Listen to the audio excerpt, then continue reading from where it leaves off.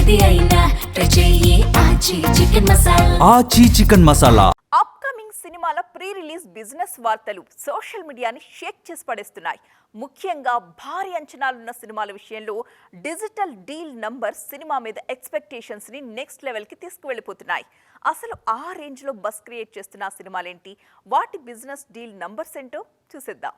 రామ్ చరణ్ హీరోగా బుచ్చిబాబు దర్శకత్వంలో తెరకెక్కుతున్న పెద్ది సినిమా ఈ నెల 30న ప్రేక్షకుల ముందుకు రానుంది. ఈ సినిమా ఓటీటీ డీల్ ఇప్పుడు ఫిల్మ్ సర్కిల్స్ లో హాట్ టాపిక్ గా మారింది.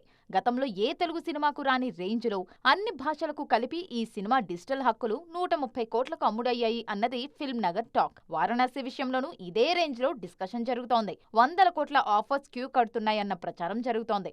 మరోవైపు రామాయణ 2 భాగాల డిజిటల్ హక్కుల కోసం 1000 కోట్ల ఆఫర్ వచ్చిందట. అంత భారీ ఆఫర్ ను నిర్మాతలు లైట్ తీసుకున్నారన్న టాక్ వినిపిస్తోంది. దురంధర్ మేకర్స్ కూడా ఓటీటీ డీల్ విషయంలో సస్పెన్స్ మెయింటైన్ చేస్తున్నారు. అప్కమింగ్ లిస్ట్ లో మరిన్ని సినిమాలు ఇదే రేంజ్ లో డిజిటల్ బిజినెస్ చేస్తాయన్న అంచనాలు ఉన్నాయి. పుష్ప 2 తర్వాత అల్లు అర్జున్ నటిస్తున్న AA22 మూవీ మీద భారీ అంచనాలున్నాయి. ఎన్టీఆర్ నీల్ ప్రాజెక్టు మీద కూడా అదే స్థాయిలో బజ్ ఉంది.